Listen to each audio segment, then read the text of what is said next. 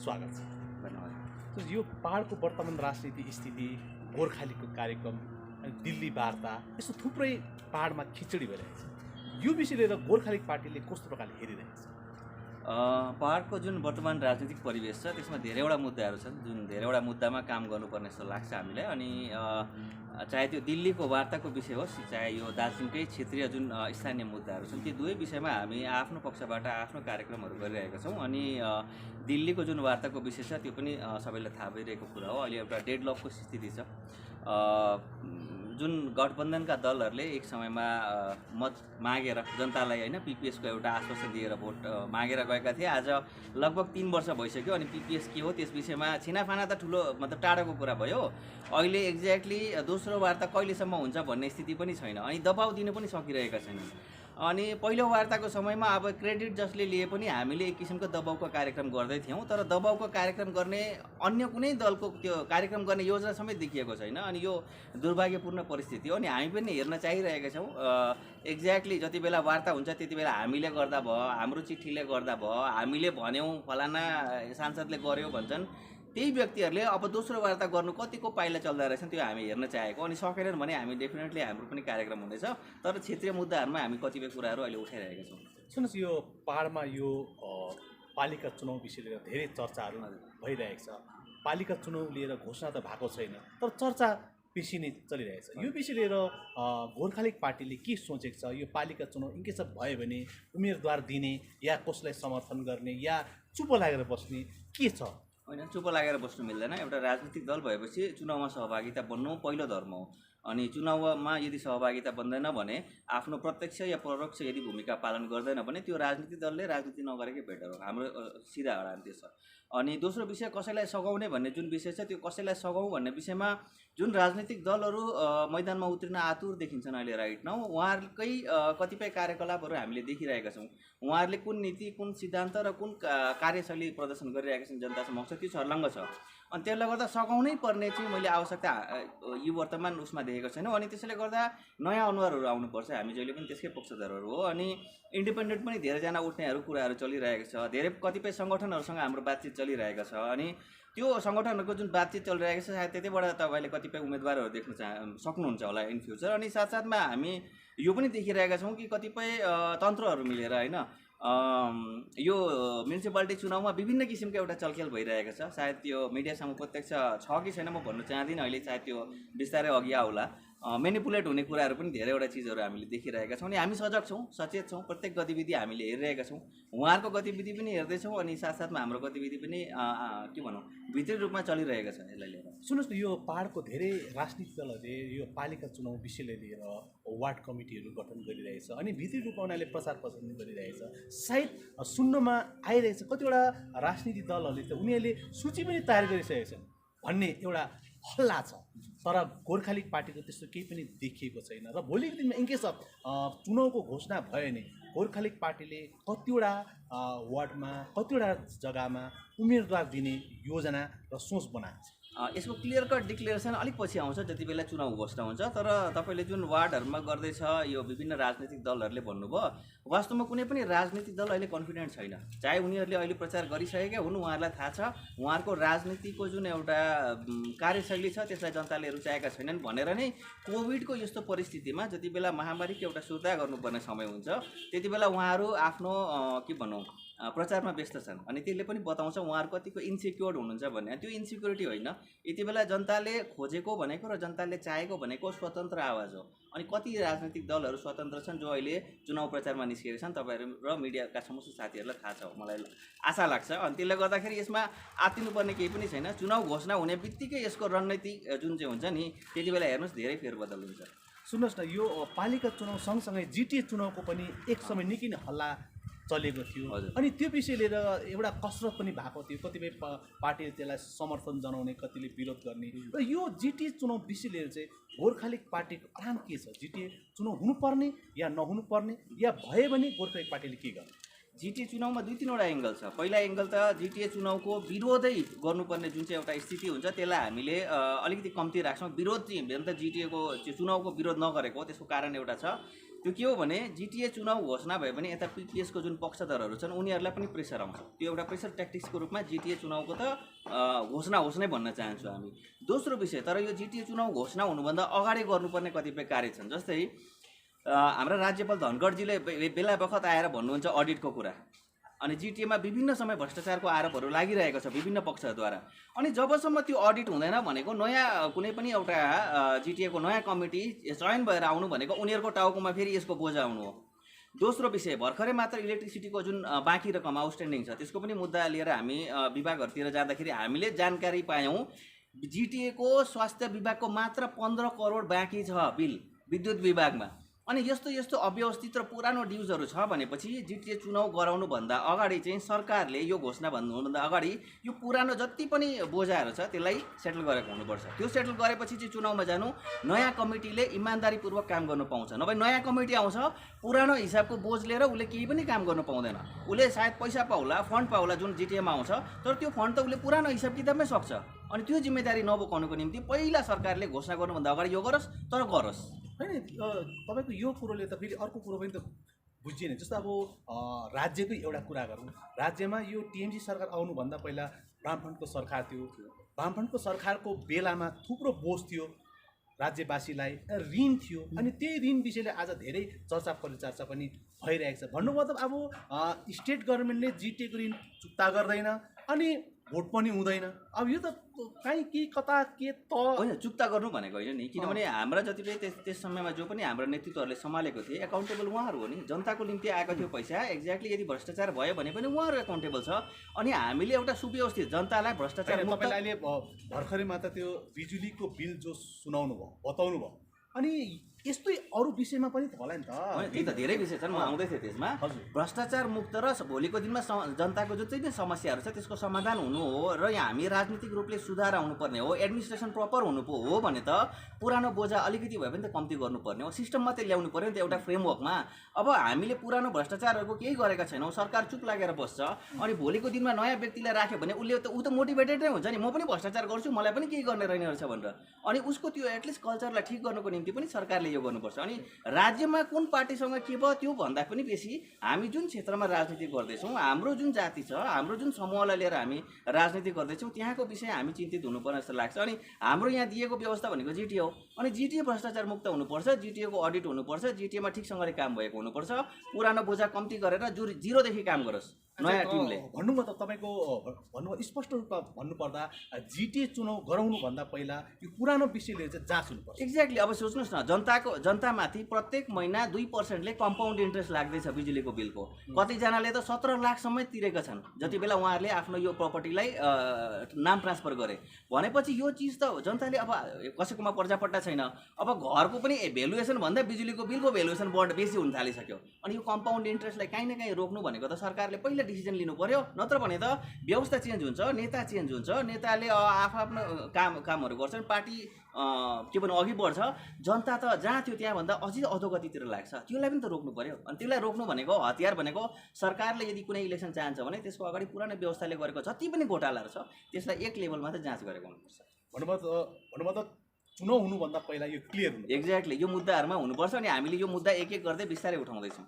अच्छा, यो in case of जिटिए चुनाव भयो भने अब त्यो तपाईँकै भनाइमा जाउँ, यो क्लियर भयो र जिटिए चुनाव भयो, तपाईँले त्यसलाई के गर्ने, अंशग्रहण गर्ने या कसैलाई समर्थन छ? हामीले सायद यो जिटिए चुनाव विषय धेरै पहिला नै हाम्रो अडान स्पष्ट गरिसकेका छौँ। हामी वास्तविक रूपमा भनेको सत्ता केन्द्रित भन्दाखेरि पनि हामी दिल्ली केन्द्रित जुन राजनीति छ त्यसमा हामी चासो राख्छौँ। त्यसले गर्दा सत्तामा चाहिँ हामी कोहीसँग मिलेरै हुनसक्छ जो एटलिस्ट इन्डिपेन्डेन्ट फोर्स होस्। यदि कुनै राजनीतिक दल इन्डिपेन्डेन्ट नभएको खण्डमा कुनै जो समूह चाहिँ इन्डिपेन्डेन्टली काम गर्न चाहन्छ, कुनै ती व्यक्तिहरू जो इन्डिपेन्डेन्ट रूपले आफ्नो समष्टिमा प्रतिनिधित्व गर्न चाहन्छन्, उनीहरूलाई लिएर एउटा नयाँ फोर्सलाई चाहिँ अब हामी त्यसमा बसाउन चाहन्छौँ। अनि त्यो पाराले हामी राजनीति गर्न चाहन्छौँ। स्थानीय जुन व्यवस्था छ, स्थानीय जति पनि सहुलियतहरू छ जनताको, त्यो जनताले पाउनुपर्छ, त्यसलाई बाधा दिने होइन। त्यो आफ्नो काम सुचारू ढङ्गले चल्छ। साथसाथमा हाम्रो दीर्घम्यादी जुन मागहरू छ त्यसमा हामी कार्यरत गरिरहेका हुन्छौँ। हाम्रो फ्रेमवर्क छ। एउटा कुरो, एकातिर जिटिए चुनाव र अर्कोतिर पिपिएस, यो धेरै एउटा चलिरहेको छ पाहाडमा।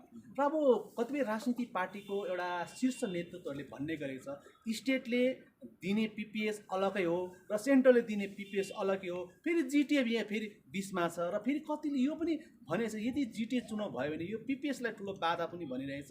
यो गोर्खाली पार्टीको यो माथि के छ? जिटिए चुनाव भयो भने पिपिएसलाई बाधा होइन कि पिपिएस भनेर ढाक्नेहरूलाई चाहिँ बाधा हो। किनभने पिपिएस यदि उनीहरूले ल्याउन सक्थ्यो भने त्यसलाई घोषणा मात्रै गर्यो भने जिटिए चुनाव रोकिहाल्छ नि। आजको डेटमा तपाईँ हामीले सोच्नुहोस् न, केन्द्र सरकारले डिक्लेयर गर्यो हामी यो दिन चाहन्छौँ दार्जिलिङको यस क्षेत्रमा, अनि त्यो दिनको निम्ति हामीलाई 1 वर्ष लाग्छ या 1.5 वर्ष लाग्छ, डिक्लेयर मात्रै गरिदियोस्।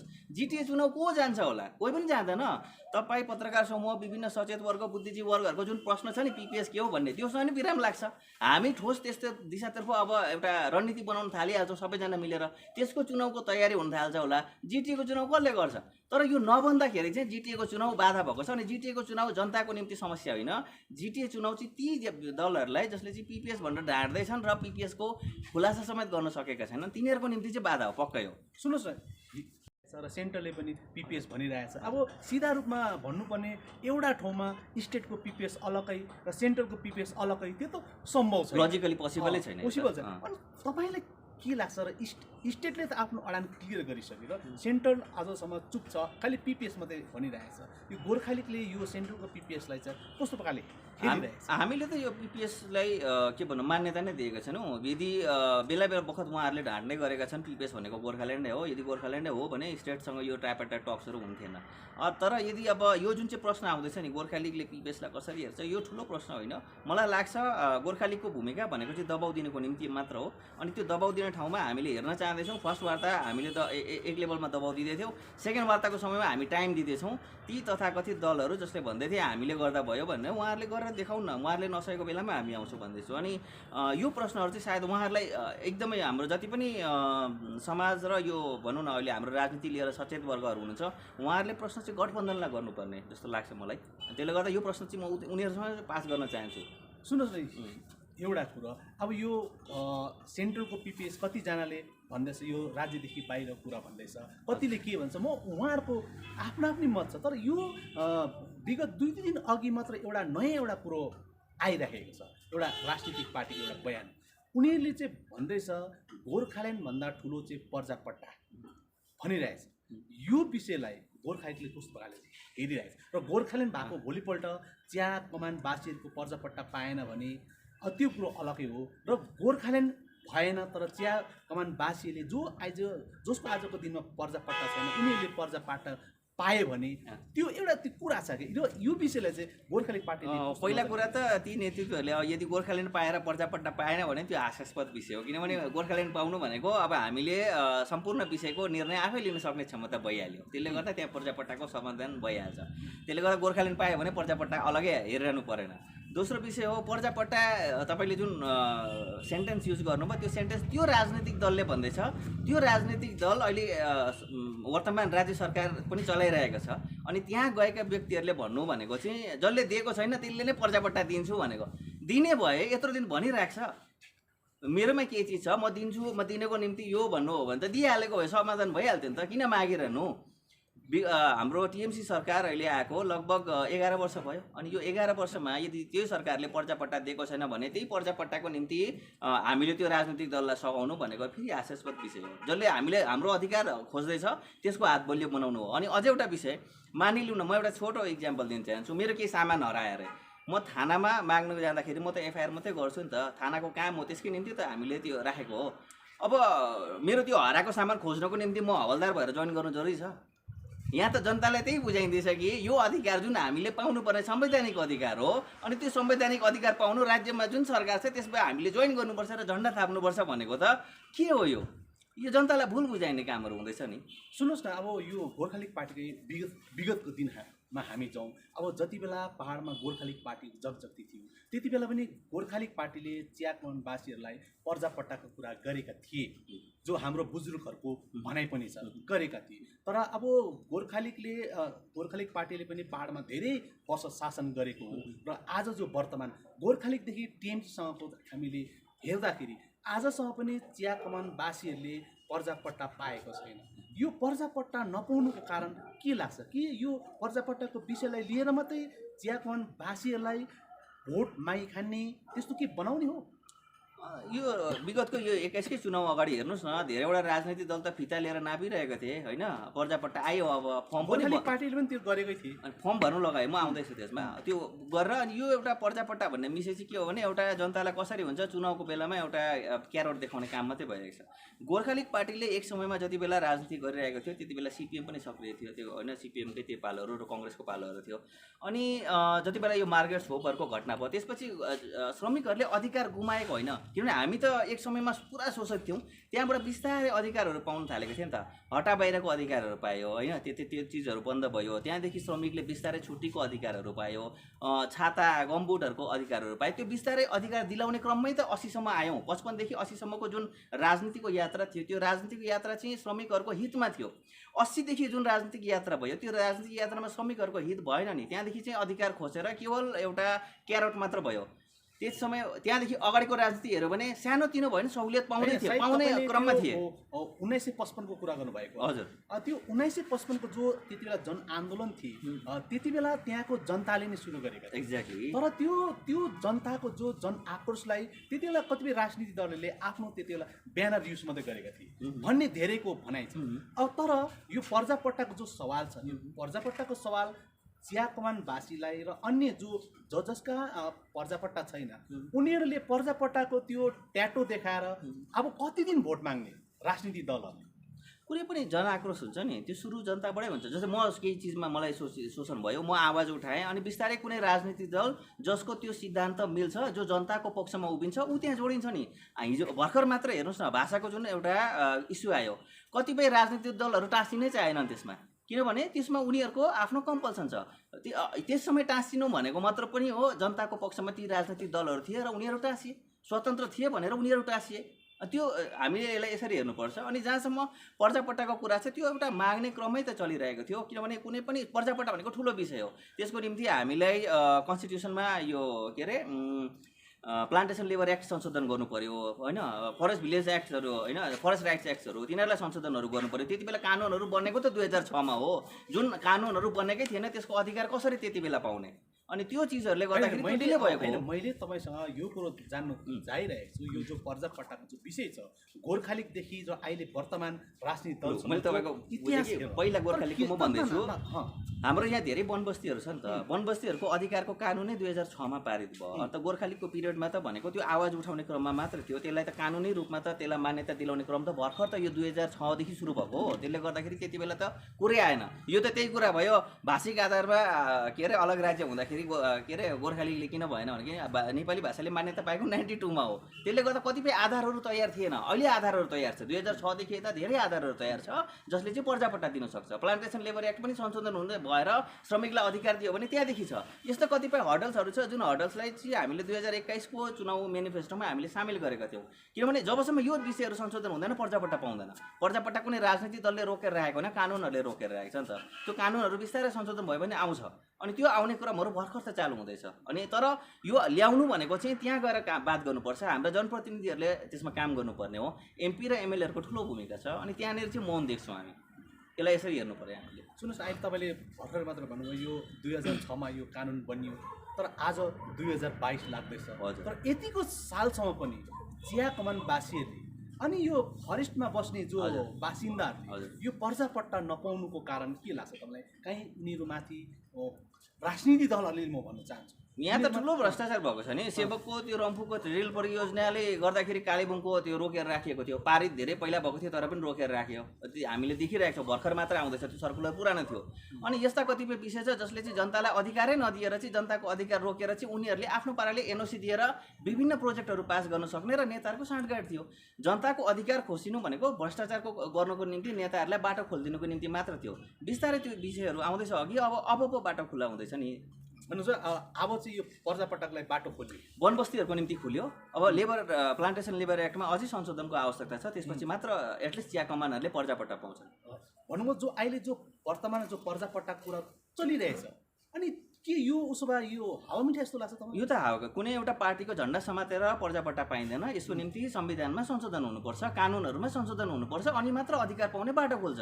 होइन, मैले तपाईँसँग जो जान्नु चाहेको कुरो जो आजको दिनमा जो वर्तमान स्थितिमा जो पर्जापट्टा कुरा चलिरहेछ जो हामी दिने कुनै के दिने त्यो हाबी जाबी त्यो कुरो भइरहेछ अनि त्यो विषय कतिपय अफिसियली काम पनि भइरहेको उहाँले बताइरहेको छ कि उसो भए लेबर एक्ट आजसम्म त संशोधन भएको छैन भन्नुभयो कि यो चिया बगानको श्रमिकहरूलाई त ढाँट्ने काम भइरहेको छ सिधा विषय हो यो त ढाँट्ने काम भइरहेको छ वन बस्तीहरूको निम्ति अहिले भर्खर बाटो खुल्ला भइरहेछ यसलाई चाहिँ यसरी हेर्छौँ हामी संविधान संशोधनको कुरा जो विषय छ यो त अब सेन्ट्रलको विषय भयो र यो विषयले तपाईँले सेन्ट्रल गभर्मेन्टलाई दबाउ दिनु अब यो लेबर एक्ट पनि संशोधन हुनुपर्छ भन्ने यो विषयले तपाईँहरूले के कस्तो कार्ययोजनाहरू तयार गर्नु यो विषयलाई हामीले त अवगत गराइरहेका छौँ चाहे त्यो मिडिया होस् बुद्धिजीवी वर्ग होस् समाजका विभिन्न तबकासँग हामी इन्टरेक्सन गर्दा गइरहेको छ तर हाम्रो समाज आर्थिक रूपले यतिको शोषित छ प्रत्येक गाउँ बस्तीमा हेर्नुहोस् जुन व्यक्तिहरूले र जुन पार्टीहरूले शोषण गरिरहेको छ त्यही पार्टीले पर्जापट्टाको नाममा झन्डा थमाएर उनीहरूलाई आफ्नो पछि कुदाउने काम गरिरहेका छन् त्यसले गर्दा जनता शोषित छन् आजको दिन जनताले अधिकार पाएको छैन भने जनता चाहिँ सानो तिनो सहुलियतमा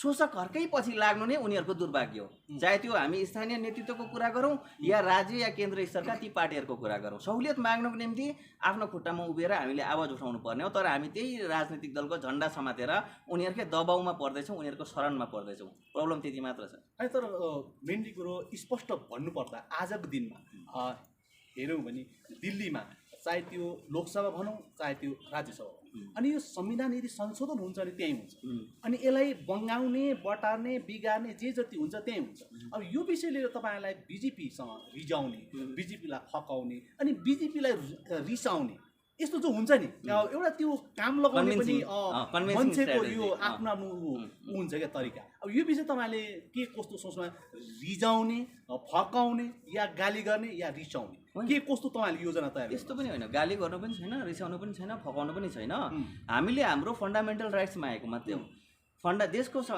संविधानले फन्डामेन्टल राइट्स हामीलाई दिएको छ अनि त्यो फन्डामेन्टल राइट्स हामी देशको सबैभन्दा संवेदनशील क्षेत्रमा बसेर हाम्रो यो फन्डामेन्टल राइट्सको हनन हुँदैछ देशको सुरक्षा व्यवस्थाको निम्ति यो घातक हो भनेर नै हामीले क्याम्पेन सुरु गरेको हो गोर्खाल्यान्ड सत्याग्रह म आउँदैछु मलाई बिजेपीलाई मात्रै कन्भिन्स गराउनु छैन यो इन्टायर देशको सब्जेक्ट हो गोर्खा यो क्षेत्रमा जान्नु चाहेको कुरो धेरैको भनाइ छ बुढाबुढीको भनाइ छ सिधा औँलाले घिउ आउँदैन भन्ने र त्यही कारण औँली टेढै नै गर्नुपर्छ तब चाहिँ घिउ आउँछ भन्ने धेरैको भनाइ छ र मैले तपाईँसँग जान्नु चाहेको आजको दिनमा यो गोर्खाल्यान्ड आन्दोलनकै चाहिँ कुरा गरौँ 86 देखिको यतासम्म हामीले हेऱ्यौँ भने धेरै रिजायौँ धेरै नाना प्रकारको पर्यौँ धेरै पर्यौँ हामीले एन्ट्री पनि दियौँ विरोध पनि गऱ्यौँ पुतला पनि जलायौँ हो धेरै यस्तो गऱ्यौँ तर आजसम्म हुनु सकेको छैन तर मैले यो जो संविधान संशोधनको जो कुरा छ यो विषय छ यो विषयले गोर्खा लिग पार्टीले टेढो औँली गर्ने हो या सिधा औँली गर्ने हो या के गर्ने हो मलाई 2 मिनट बोल्न दिनुहोस् यसमा इन्टरप्ट नगरिदिनुहोस् त्यति रिक्वेस्ट गर्न चाहन्छु विशेष गरी के हो भने नि हामी त्यही भन्दैछौँ हामीले एउटा बिजेपी जस्तो पर्टिकुलर पार्टीलाई रिजाउने या उसँग रिसाउने हामीलाई आवश्यकता छैन हामीले हाम्रो फन्डामेन्टल राइट्स मागेको अनि फन्डामेन्टल राइट्स माग्नको निम्ति हामी नेसनल सिक्युरिटी एडभाइजरको त्योतर्फ हामीले रणनीति बनाएका छौँ आज हामीले पोस्टकार्ड क्याम्पेन किन गरेको जसमा एटलिस्ट 1000 भन्दा बेसी हामीसँग अहिले जनताकै पत्रहरू आइसक्यो अनि त्यो पत्रहरू अजित डोभालको टेबलमा पुगि पनि सक्यो हामी जान्न चाहन्छौँ देशको सबैभन्दा संवेदनशील क्षेत्रमा जनताको आर्थिक सामाजिक राजनैतिक शोषण किन हुँदैछ किन यहाँमा हामीमाथि भाषिक अतिक्रमण हुँदैछ र किन फन्डामेन्टल राइट्स हाम्रो हनन हुँदाखेरि पनि चाहिँ सरकार चुप लागेर बसेको छ सरकारको सुरक्षा सल्लाहकार चुप लागेर बसेका छन् अनि यो संवेदनशील क्षेत्रमा चाहिँ एक्टिभ पोलिसी नलगाएर चाहिँ उल्टा त्यसको ठिक अपोजिट रणनीति किन चालु हुँदैछ हामी त्यसलाई लिएर नै सरकारलाई कठघरामा खडा गर्न चाहन्छौँ राज्य सरकार र केन्द्र सरकार अनि यसमा कुनै पर्टिकुलर जातिको कुरा होइन नि देशको सुरक्षालाई लिएर हामी यसलाई नेसनल एउटा डिबेट र डिस्कोर्समा लिएर आउन चाहन्छौँ त्यो बिस्तारैको रणनीति हो हतारको रणनीति होइन हामीले 86 मा जुन आन्दोलन गऱ्यौँ गोर्खाल्यान्डको त्यसमा हामीले सशस्त्र गऱ्यौँ हामी सामरिक रूपमा कतिको हाम्रो क्षमता छ यो देशको जुन पर्सेन्टेज छ भोट ब्याङ्क कसैलाई जिताएर हामीले अलग राज्य पाउनु भनेको 553 एमपीहरूमा हाम्रो सङ्ख्या नै कति छ त्यो गलत रणनीति थियो भनेर त हामी नयाँ रणनीतिमा काम गर्दैछौँ त्यो रणनीति बुझ्नको निम्ति अब जो पार्टी भक्तहरू छन् जो कुनै पर्टिकुलर पार्टीसँग समर्थन राख्छन् कुनै पर्टिकुलर पार्टी या उनीहरूको विचारधारासँग धेरै पसिसकेका छन् उनीहरूलाई बुझ्न समय लाग्ला तर हामीले त्यो रणनीति बिस्तारै राख्दैछौँ अनि हामीलाई हतार पनि छैन किनभने हामीले बुझाउनु भनेको बाहिरको मान्छेहरूलाई हो अनि यहाँको निम्ति जनताको भूमिका भनेको केवल तपाईँले आफ्नो फन्डामेन्टल राइट्स जुन शोषण भएको छ केवल शोषणको निम्ति चिठी मात्र लेख्नु बाँकी काम हामी गर्छौँ त्यो टिमको निम्ति हामीलाई ठुलो तपाईँलाई सडकमा उतारेर गोली खुवाउनु छैन त्यहाँ जुन चर्चा गर्नुपर्ने ठाउँ छ त्यसको निम्ति एभिडेन्स हामी तयार गर्दैछौँ त्यो तयार भइरहेको छ नि त्यो काम हुँदैछ प्यारलली ब्याकग्राउन्डमा सुन्नुहोस् न, अब स्पष्ट रूपले भन्नुभयो जो वार्ताको माध्यम कुरा गर्ने, डिस्कस गर्ने कुनै पनि विषयमाथि र त्यही माथि त्यसकै मुताबिक यो जे जति समस्या छ त्यसको समाधान हुन सक्छ भन्ने तपाईँको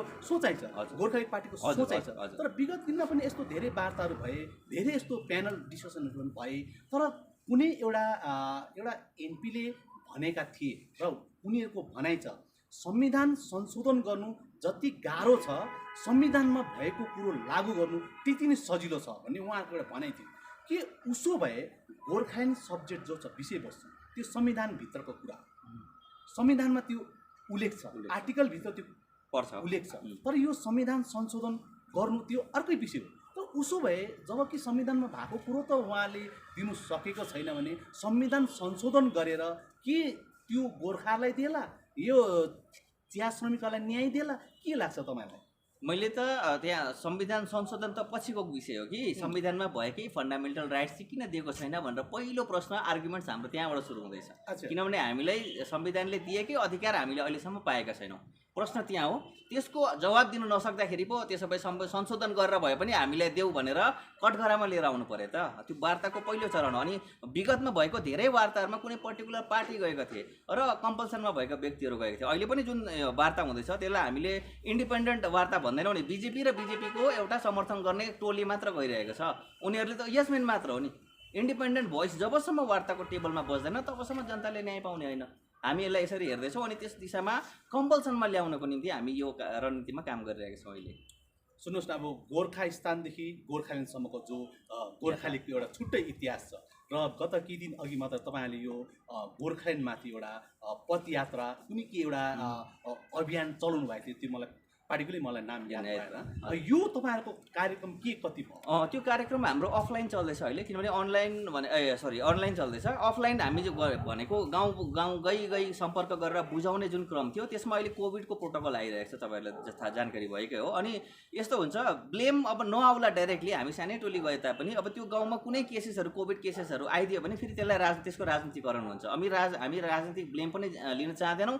दोस्रो विषय, जनताको सुरक्षाको निम्ति पनि हामी एटलिस्ट यो सङ्क्रमणहरू नफैलियोस् भन्ने नै चाहन्छौँ। त्यसले गर्दा कतिपय दिन हाम्रो यो बन्द हो। तर हामीले जुन अघि तपाईँले उल्लेख गरेर भन्दै थिए यो पोस्ट कार्ड क्याम्पेन त्यो हाम्रो निरन्तर छ। विभिन्न ठाउँबाट हामीसँग ओभर द फोन सम्पर्क भइरहेको छ र उनीहरूले हामीलाई सम्पर्क गरेर आफ्नो डिटेल्सहरू पठाइरहेका छन्। हामीले उनीहरूको बिहाफमा चिठी पठाउने काम त्यो निरन्तर छ। अनि त्यसले गर्दाखेरि त्यो 3 महिनाको कार्यक्रम हो। 3 महिनाको कार्यक्रममा पहिलो महिना हामीलाई कोभिडको कतिपय रिस्ट्रिक्सन्सहरू आयो।